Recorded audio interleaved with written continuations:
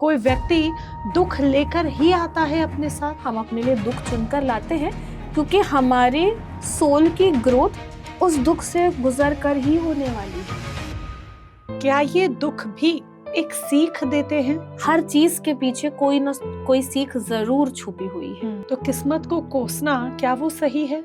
ये कोसने से ही तो ऊपर उठना है। कोसना मतलब हम रीजन ढूंढ रहे हैं, हम किसी न किसी को रीजन बना रहे हैं कि हमारे दुखों का कारण ये है। हम इतनी मेहनत कर रहे हैं लेकिन भगवान छप्पड़ फाड़ कर दे ही नहीं रहा। जितना कष्ट आप अपनी कुंडली में लेकर आए हैं, अगर आपके कर्म अच्छे हैं, आप इस कष्ट से कब बाहर आ जाएंगे आपको पता भी नहीं चलेगा। महाभारत हमें क्या सीख देती है? महाभारत हमें यही सीख देता है कि जीवन में कष्ट जितने भी आए, आप अपने धर्म के साथ चलो, धर्म को लेकर चलो, धर्म को निभाते हुए आगे चलो। तो हम कह सकते हैं दुख हमें तोड़ने नहीं आता, हमारी नई पहचान बनाने आता है। दुख हमें स्ट्रॉन्ग करने आता है, दुख हमें नई जिंदगी की शुरुआत देने के लिए आता है। जरा उस व्यक्ति को देखो, उसके जीवन में कितना कष्ट है। वो बच्चा जब से पैदा हुआ है बेचारा दुख ही दुख झेल रहा है। उसके जीवन में सिर्फ पीड़ा ही पीड़ा है, परेशानियां ही परेशानियां हैं। तो क्या वाकई में ऐसा है कि कोई व्यक्ति दुख लेकर ही आता है? क्या वाकई में ऐसा है कि किसी व्यक्ति के जीवन में सिर्फ और सिर्फ दुख, दर्द, पीड़ा, कष्ट ही लिखे हैं? आज इसी का जवाब लेने की हम कोशिश करेंगे with one and only Ritika Bajaj. बहुत बहुत स्वागत है आपका। Thank you. कई बार ऐसे वाक्य हमारे सामने आ जाते हैं कि हमारे मन में बात आ जाती है कि उसके जीवन में इतना कष्ट है, वो बच्चा जब से पैदा हुआ है तब से परेशानियां ही झेल रहा है। तो क्या वाकई में ऐसा है? कोई व्यक्ति दुख लेकर ही आता है अपने साथ? सुख और दुख की जब हम यहाँ पर बात करते हैं ना, तो ये हम फिजिकल फॉर्म में आकर सुख और दुख की बात करते हैं। इसकी परिभाषा भी यही बनाई जाती है। जहाँ से हम आते हैं, जो हमारा अपना घर है, हर आत्मा का जो अपना घर होता है जिसे हम बोलते हैं सोल वर्ल्ड, वहाँ पर हम चीज़ों को सुख और दुख से परे एक्सपीरियंस के तौर पे चुनते हैं। तो जब हम यहाँ पर आते हैं, इट इज़ नॉट अबाउट कि हम दुख बेयर करने आए हैं, इट इज़ अबाउट कि हम अपने कर्म को बैलेंस करने आए हैं। इट इज़ अबाउट कि हम अपने आगे वाले बर्थ में क्या नया एक्सपीरियंस करना है, उस एक्सपीरियंस को भोगने के लिए हमें कौन से ऐसे सिचुएशन से गुजरना पड़ेगा जिससे वो अल्टीमेट हमें जो चाहिए लाइफ में, जो लर्न करना है या कुछ अनलर्न करना है, उसके लिए हम अपने आप को प्रिपेयर कर पाएंगे। तो अगर आप इसको ऐसे भी बोल सकते हैं कि हम अपने लिए दुख चुन कर लाते हैं, तो हाँ, हम अपने लिए दुख चुन कर लाते हैं क्योंकि हमारी सोल की ग्रोथ उस दुख से गुजर कर ही होने वाली है। तो क्या ये दुख भी एक सीख देते हैं? आपकी जिंदगी में सुख हो या दुख, हर चीज के पीछे कोई न कोई सीख जरूर छुपी हुई है। तो जब आप बहुत कष्टों में हो, बहुत पेन में हो, रादर इसको किसी न किसी को ढूंढने के लिए कि तुम्हारी वजह से या इस वजह से मेरी जिंदगी में ये दुख है, इसको समझिए कि वो दुख आपको क्या सिखा रहा है। वही सीखने के लिए आप यहाँ पर आए हैं। आपके लाइफ का पर्पस ही इस बर्थ में ये है कि वो दुख जैसा आपको बनाना चाहता है, जो आपको सिखाना चाहता है, उसकी तरफ आपको उस डायरेक्शन में आपको ले जाना शुरू करें। लोग कई बार अपनी किस्मत को इस बीच कोसना शुरू कर देते हैं। मेरी तो किस्मत ही खराब है, मेरे जीवन में सिर्फ दुख ही दुख है। दुख बेशक हमें कुछ सिखाने के लिए आया है, लेकिन जब ये सीखने के बजाय ज्यादा हो जाए तो हम परेशान हो जाते हैं, हताश हो जाते हैं। फॉर एग्जाम्पल, एक परिवार में मान लीजिए 2 बच्चों ने जन्म लिया। एक बच्चा, उसका जीवन बहुत अच्छा है, और एक बच्चा जो बार बार परेशानियां भोग रहा है। तो क्या वो अपनी किस्मत में से लिखवा के लाया?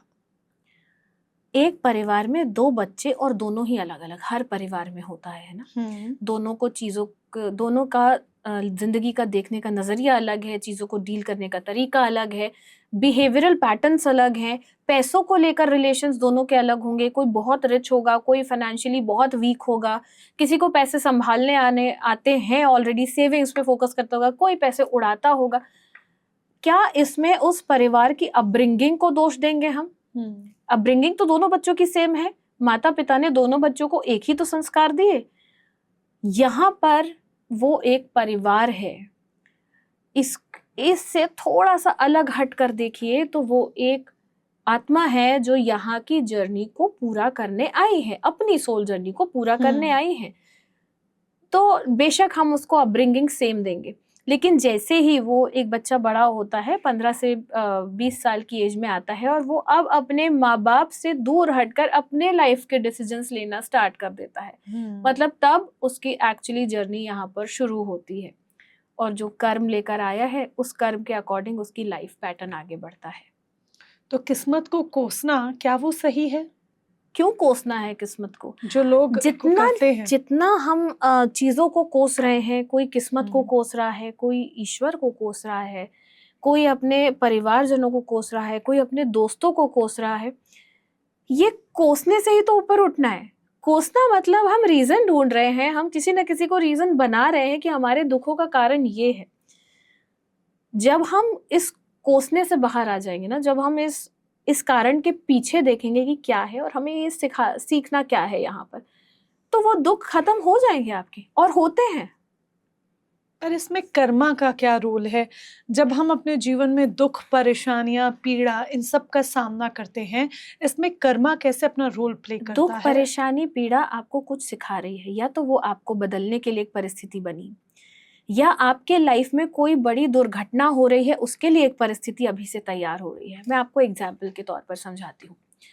2 लोग, एक घर के 2 बच्चे, दोनों की लाइफ की अपब्रिंगिंग सेम, संस्कार सेम, माता पिता ने सीख सेम दी, है ना। एक बच्चा जो बड़ा हुआ, वो उसको चोरी करने की आदत पड़ गई, वो डकैत है, वो कहीं से कुछ चोरी कर रहा है, कभी किसी तरीके से अपने जो फाइनेंशियली खुद को जो पूर्ति करनी है, वो दूसरों का छीन के कर रहा है, खुद कोई एफर्ट्स नहीं कर रहा, लेकिन उसके जिंदगी में कोई कष्ट नहीं, ठीक है। उसी का भाई जो कर्म प्रधान है, जो बिल्कुल एथिकल चल रहा है, जो उसके कर्म है, जो यहाँ पर वो कार्य करना है, वो पूरी तरीके से निभा रहा है, दोनों की जिंदगी चल रही है। अब होता यह है कि एक दिन वो बच्चा जो लूट रहा है, वो एक मंदिर जाता है और वहां से उस मंदिर को लूट कर आ जाता है, और उसको ना कोई पकड़ता है, ना देख पाता है, ना कुछ और होता है। वहीं दूसरा भाई उसी दिन, कोइंसिडेंटली उसी दिन कहीं जा रहा होता है, और उसके पैर में एक कील चुभ जाती है। अब दोनों भाई बीच रास्ते में टकराते हैं, और एक भाई बड़ी खुशी से बताता है कि मेरे हाथों तो आज खजाना लगा है, देखो तुम्हें कील चुभ गई। क्या मतलब है तुम्हारे धर्म को फॉलो करने का? क्या मतलब है तुम्हारा बिल्कुल कर्म प्रधान रहने का? क्या मतलब है सही तरीके से अपने जीवन यापन करने का? तुम्हें तो इसके बावजूद तुम्हें दुख मिला। अब ये व्यक्ति जाता है, अगर आप एथिकल हो तो आप ईश्वर के करीब हो, ये मान के चलिए। ये ईश्वर के सामने बैठता है, रोता है और बोलता है कि जो यहाँ पर आपने मुझे करने भेजा, मैं वो सब कुछ बखूबी निभा रहा हूँ, फिर भी जो कर्म ही गलत कर रहा है, जो चोरी कर रहा है, डाका डाल रहा है, गलत तरीके से पैसे कमा रहा है, आपने उसको खजाना दे दिया, और मुझे जहाँ पर मैं सब कुछ वैसा ही कर रहा हूँ जैसा मुझे करने के लिए भेजा गया था, तो आपने मुझे इतनी गहरी चोट दे दी कि कील मेरे पैरों में घुस गई। तो वहां से ईश्वर उसे जवाब देते हैं कि जो डाका डालकर आया, आज उसका राजा बनने का दिन था, आज के दिन वो राजा बनता, लेकिन उसके कर्मों के कारण वो पद उससे छीन लिया गया, और तुम अपने कर्मों का, पिछले बर्थ के कर्मों का यहाँ भोग रहे थे। आज तुम्हारी मृत्यु का दिन था, लेकिन अच्छे कर्मों के कारण तुम्हें वो जरा सी चोट में बचा लिया गया।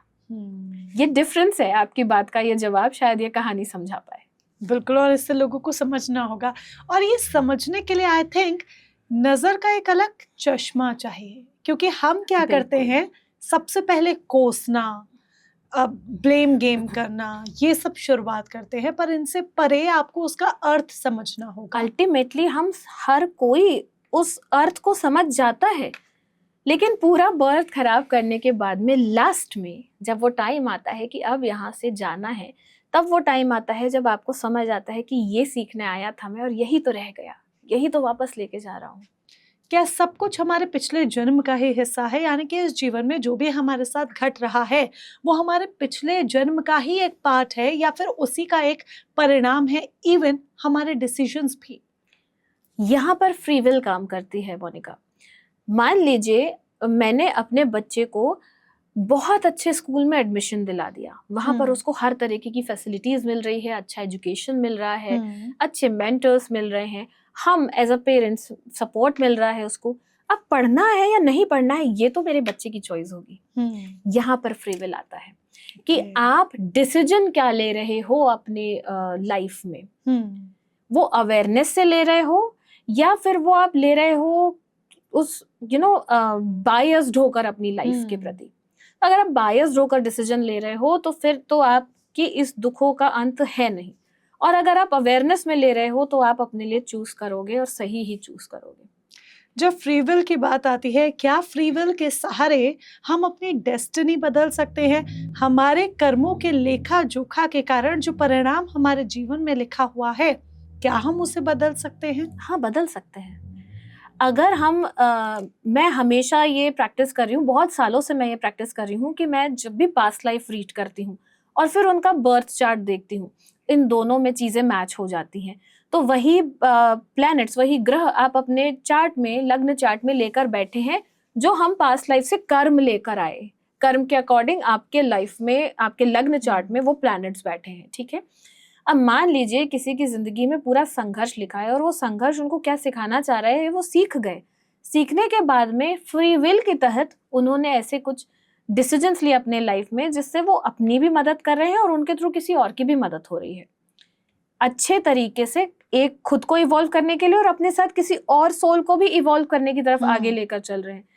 तो यकीन मानिए जितना कष्ट वो अपनी कुंडली में, अगर आप किसी से अपना हॉरोस्कोप चेक करा रहे हैं, जितना कष्ट आप अपनी कुंडली में लेकर आए हैं, अगर आपके कर्म अच्छे हैं, आप इस कष्ट से कब बाहर आ जाएंगे आपको पता भी नहीं चलेगा।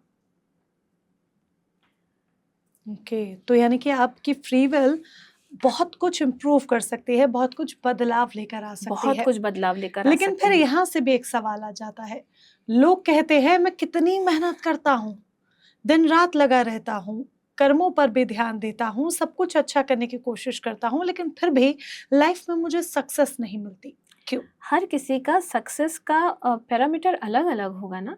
अगर मैंने गलत तरीके से पहले सक्सेस को, मैं यहाँ पर चलिए फाइनेंशियल सक्सेस से जोड़कर एक एग्जाम्पल के लिए, समझाने के लिए इससे अगर जोड़कर बात करूँ, तो मैंने पास्ट बर्थ में किसी का धोखे से बहुत ज़्यादा फाइनेंशियल नुकसान कर दिया, ठीक है।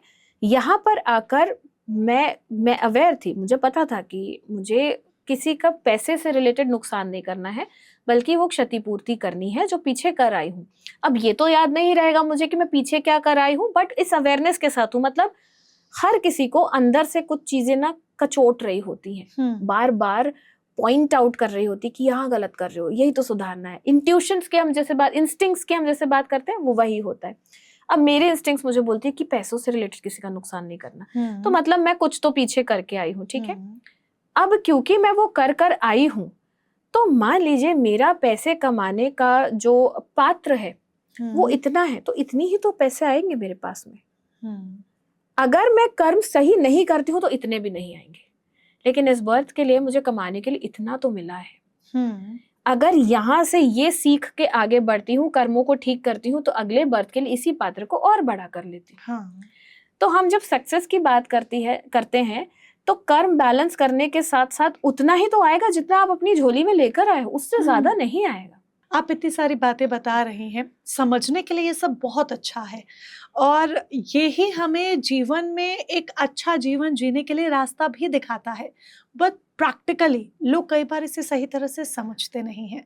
लोग कहते हैं कहने को तो बड़ी बड़ी बातें हो जाती हैं, प्रैक्टिकल लाइफ में जी के देखो ये कब कब आएगा। हम इंतजार कर रहे हैं, हम इतनी मेहनत कर रहे हैं, लेकिन भगवान छप्पड़ फाड़ कर दे ही नहीं रहा। यहाँ पर ये समझने की जरूरत है कि आप मेहनत किस दिशा में कर रहे हैं।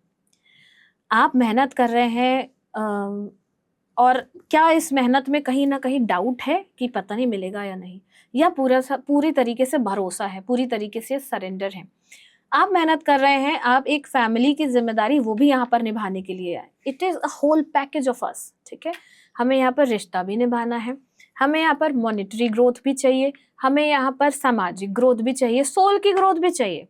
तो किसी एक एस्पेक्ट में अगर आप फेल हो गए तो हर एस्पेक्ट में आप अपनी लाइफ में फेल हो जाओगे। मान लीजिए कि आई एम अ मेल, मेरा काम है कि पैसे कमाना है, उस पैसे कमाने के लिए मैं उस जिंदगी में इतना खो जाता हूँ, पैसे कमाने की दौड़ में इतना उलझ जाता हूँ कि मेरे पीछे मेरा परिवार सफर कर रहा है, मैं उनके लिए अवेलेबल ही नहीं हूँ। तो उनकी इंटेंशंस या उनकी एनर्जी मेरी तरफ क्या आएगी? हमेशा से एक महसूस करेंगे ना खालीपन मेरी तरफ से। जब मेरे घर की स्त्रियां, मेरे घर के बच्चे ये खालीपन महसूस कर रहे हैं, तो ये जवाब आप मुझे दीजिए, क्या मैं पैसे की ग्रोथ ले पाऊंगी अपनी जिंदगी में? नहीं। I think you got your answer. Yes, truly. अच्छा, लेकिन इससे भी अब एक बात समझ में आती है और एक मन में सवाल आता है, कुछ लोगों के लाइफ में सेम चीजों के रिपीटेशंस हो रहे हैं, बार बार उन्हें रिलेशनशिप में बिट्रेयल मिल रहा है, या फिर वो बहुत मेहनत कर रहे हैं, सक्सेस नहीं हो पा रहे हैं, पैसे की चाह रखते हैं, पैसा नहीं मिल पा रहा है।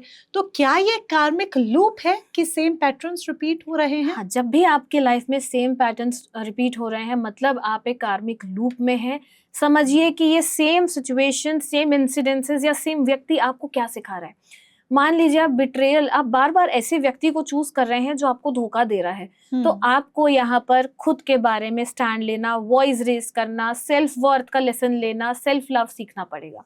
आप ये सीखने के लिए आए हैं, मतलब कई बर्थ से आपने खुद के लिए अपनी आवाज उठाई ही नहीं है। आप जानते ही नहीं है कि अपने अपने आप को कैसे क्लेम करना है। दूसरों को तो हम क्लेम कर लेते हैं, बट आप ये नहीं जानते कि हमें खुद को कैसे क्लेम करना है। ऐसी सिचुएशन आपको बार बार सिखा रही होती कि बाउंड्री सेट करो, वरना फिर इस लूप में फंसोगे, और हम वही नहीं सीखते हैं। मान लीजिए आप बार बार किसी फाइनेंशियल लूप में फंस रहे हैं, बार बार अप्स एंड डाउन आ रहे हैं, पैसा तो कमा रहे हैं लेकिन अचानक से वो चला जा रहा है।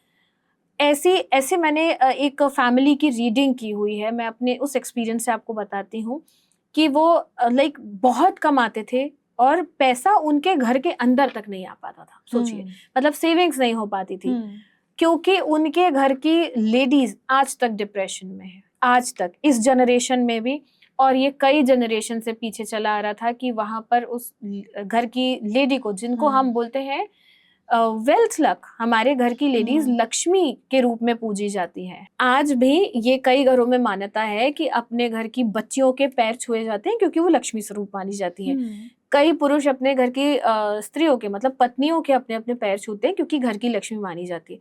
उसी लक्ष्मी को अगर हम दुख, दर्द और पीड़ा दे रहे हैं, तो आप कितना भी पैसा बाहर कमा लो, आप जितना कमा तो लोगे, बहुत कमाओगे, लेकिन भोग नहीं पाओगे उस पैसे को। और ये चीजें मैंने देखी हुई है, मैं आपको अपने एक्सपीरियंस से बता रही हूँ। तो अगर इस तरीके के आप लूप में हैं, तो देखिए आपकी फैमिली में, आपके घर की लक्ष्मियों के साथ में क्या बर्ताव किया जा रहा है, वो क्या बेयर कर रही है, और न सिर्फ इस जनरेशन की, पीछे के जनरेशन में क्या हुआ है।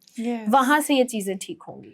यानी कि कारण बहुत सारे होते हैं, आपको उस कारण को समझना होगा, तभी आपकी सोल जो एक सही रास्ते पर आई है, जो सोल ग्रो करने के लिए आई है, वो एक्चुअल मायनों में ग्रो कर पाएगी। बिल्कुल। बट सोल ग्रो कर रही है या उसे किसी कर्म का पनिशमेंट मिल रहा है, ये हम कैसे डिफरेंशिएट करें?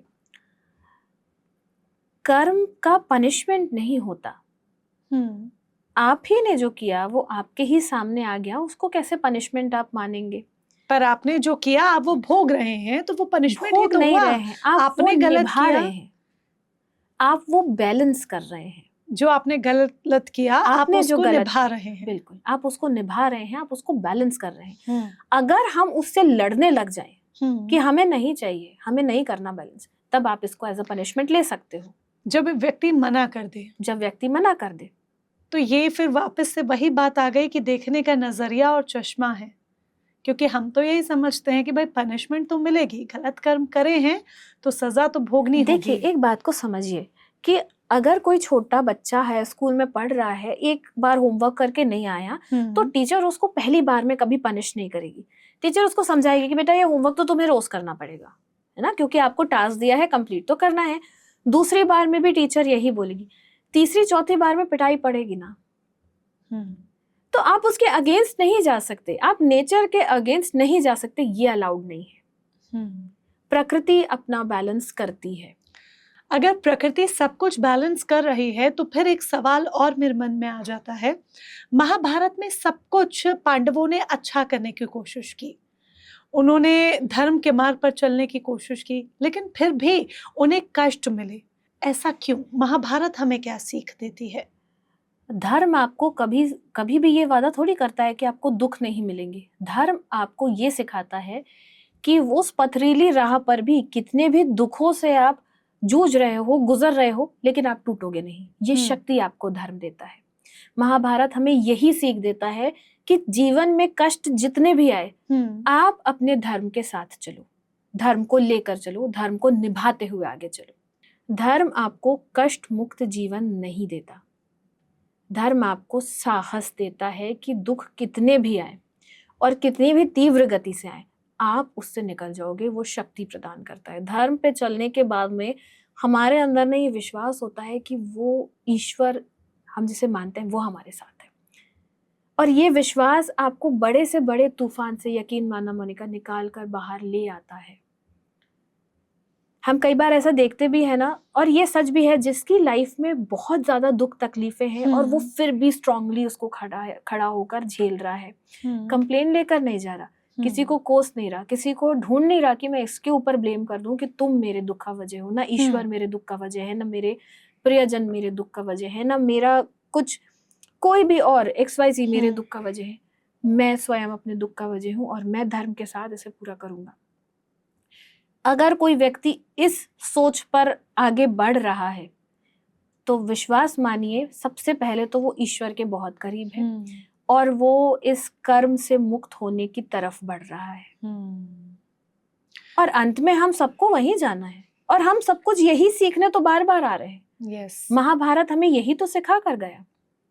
तो जब भी आपके ऊपर इस तरीके के दुख आए, या आप किसी व्यक्ति को देख रहे हो ना कि वो बहुत दुख झेल रहा है, तो उसको आपके ऐसा उसको विक्टिम आप प्रूफ करो, या उसको उस तरीके की सांत्वना की जरूरत नहीं है, बल्कि आप ये सोचो कि वो कितनी स्ट्रॉन्ग सोल है जो इतना सारा बैगेज, इतना सारा प्रारब्ध इसी बर्थ में ले आई है भोगने के लिए। तो आगे के सारे बर्थ कितने इजी करने वाली है। और एक्चुअली हम बार बार आते ही तो इसलिए हैं कि वो जो हमने झोला भर रखा है अपने प्रारब्ध का, उसको खाली किया जाए। जी, इस सीख के बाद और जो आपने हमें समझाया, जो महाभारत से भी हमें एक लेसन मिलता है, उसके बाद व्यक्ति को क्या अपने भीतर बदलने की ज़रूरत है? जब आपके रिलेशनशिप्स में बार बार बिट्रेयल आपको मिल रहा हो, जब फाइनेंशियल अबंडेंस आपके पास नहीं हो, आपके कोई भी काम नहीं बन रहे हो, तब आपको अपने भीतर सबसे पहले क्या बदलाव लेकर आना है? आप अपने एक्शंस पर देखिए कि आप पहले, सबसे पहले बदलाव से पहले ये जरूरी है ये समझ लेना कि ये परिस्थिति आपको क्या सिखा रही है, ये बिट्रेयल आपको क्या सिखा रहा है, ये फाइनेंशियल लॉसेस या फाइनेंशियल अप्स एंड डाउन्स आपको क्या सिखा रहे हैं। अगर आप इंटेंशनली या अनइंटेंशनली आपके बर्ताव से भी आपके घर में किसी को दुख तकलीफ हुई है, या आपके पिता के साथ में कुछ ऐसा हुआ है जो उनको तकलीफ पहुंचा गया है, तो वहां से माफी याचना शुरू कर दीजिए। आपके लाइफ में अगर फाइनेंशियली आप कहीं भी स्ट्रगल कर रहे होगे तो आप उससे बाहर निकल कर आओगे। इसके साथ यूनिवर्स ना हमेशा हमेशा मौका देती है, आप जो चीजें दोगे वो डबल स्पीड से आपके पास में आकर मिलेगा। अगर आपके कर्म के कारण शादी में परेशानी हो रही है तो किसी व्यक्ति को, या किसी भी मेल फीमेल कोई भी हो, उनके घर में शादी में मदद करने की कोशिश करिए। वहां पर आप थोड़ा सा योगदान दे सकते हैं, या शादी वाले घर में थोड़ा सा योगदान दे सकते हैं, या जिसकी शादी डिफिकल्ट फेज से गुजर रही है उसको इमोशनल सपोर्ट करने की कोशिश करिए। अगर आप बार बार फाइनेंशियल लूप में हो तो किसी की घर बनाने में मदद करिए, किसी को पैसों से सपोर्ट करने में मदद करिए। अगर आप बार बार रिकरिंग किसी डिजीजेस में फंस रहे हो कि ठीक होता है दोबारा बीमार हो जाते हैं, तो मेडिसिन डोनेट करके मदद करिए। जितना आप इस तरीके से कर्मों को बैलेंस करते चले जाएंगे, आप इस लूप से बाहर आना शुरू हो जाएंगे। और इससे सबसे जरूरी बात है कि हमेशा किसी और को मत ढूंढिए और मत कोसिए कि मेरे दुख का कारण ईश्वर है, तुम हो, कोई नहीं है। मेरे दुख का कारण मैं हूं और मैं इसको भोग कर ठीक करके ही यहाँ से, इस बर्थ से जाऊंगा। क्या प्रेयर और मेडिटेशन भी हमें हमारे कार्मिक लूप को तोड़ने में मदद करती है? प्रेयर और मेडिटेशन हमें अवेयर करती है, हमें वो आईना दिखाती है, यही जो आपने की थी, क्या बदलाव लाने की जरूरत है, उस बदलाव से मिलवाती है प्रेयर और मेडिटेशन, आपको आपके भीतर भेजती है। मेडिटेशन जब आप करते हो ना, तब आपको ये समझ आता है कि जितनी आंखें खोलकर आप दुनिया देख रहे हो वो कुछ भी नहीं है, असली दुनिया आंखें बंद करके दिखाई देती है जब हम स्वयं से मिलते हैं। और स्वयं में सुधार लाना ही आपको नेचर सिखाती है, इसलिए बार बार आपको भेजती है। तो हम कह सकते हैं दुख हमें तोड़ने नहीं आता, हमारी नई पहचान बनाने आता है। दुख हमें स्ट्रॉन्ग करने आता है, दुख हमें नई जिंदगी की शुरुआत देने के लिए आता है। अगर इस समय जितने व्यूअर्स आपको इस वक्त सुन रहे हैं और वो यही शिकायत करते हैं, तो आप एक लाइन में उन्हें क्या मैसेज कन्वे करेंगी? अपने भीतर जाओ, आपकी समस्या का हल भी वही है, आपका सुकून भी वही है और आपका बदलाव भी वही है। अगर कोई मेडिटेशन नहीं करता तो एक बार आंखें बंद करके अपने ऊपर फोकस करना स्टार्ट करो। मतलब जिनको भी 4 धाम यात्रा करनी है या जिनको भी जितने भी हमारी रिलीजियस प्लेसेस है जहाँ पर जाना है ना, एक बार अपने भीतर जाकर देखो। जब आप अपने भीतर जाते हो, आप शिव से मिलते हो, महादेव से मिलते हो, और वहाँ पर महादेव से मिलकर देखो, आपका जहाँ पर भी आप फंसे हो, आपका हल आपको मिल जाएगा। बहुत खूबसूरती के साथ आपने हमें समझाया और उम्मीद करते हैं कि ये सुनने के बाद पॉडकास्ट लोग एक नई पहचान बनाने की कोशिश करें, शिकायतें ना करें कि मेरे जीवन में ही दुख दर्द तकलीफ़ें हैं, उससे बाहर निकलने का रास्ता ढूंढें, क्योंकि कहीं ना कहीं आप जो लेकर आए हैं वो आपको भोगना ही है, उसे निभाना ही है। उसे निभाना है। और यहाँ पर ये भी समझने की जरूरत है कि जिस चीज पर आप बहुत ज्यादा ऊर्जा दे रहे हो, मान लीजिए एक छोटा सा टेस्ट करके अगर मैं देखूं, मैं आपको बोलूं मोनिका इस रूम में ना मुझे ब्लू कलर देखकर बताओ कहाँ पर है, ठीक है, 3 ऑब्जेक्ट बताओ जो ब्लू कलर के हैं। हाँ। आप मुझे ढूंढ कर बता दोगे। Yes. अब उसके साथ यहाँ ग्रीन कलर है, येलो कलर है, ब्लैक कलर है, आपका ध्यान नहीं गया क्योंकि आपकी ऊर्जा ब्लू कलर पे गई। तो सिमिलरली अगर आपकी ऊर्जा अपने दुखों पर जा रही है तो आप उसको बढ़ा रहे हो, आप अपनी लाइफ में पॉजिटिव चीजें देख ही नहीं रहे हो। इसीलिए जरूरी है ये समझो कि आपका फोकस कहाँ जा रहा है। मेरे साथ दुख होता, मेरे साथ ही गलत होता है, या मैं ही दुखी हूँ इस पे, या इसमें बदलाव कैसे लाऊं इस पे। यस, एक नई आइडेंटिटी कैसे बिल्डअप करें। Thank you so much for joining us.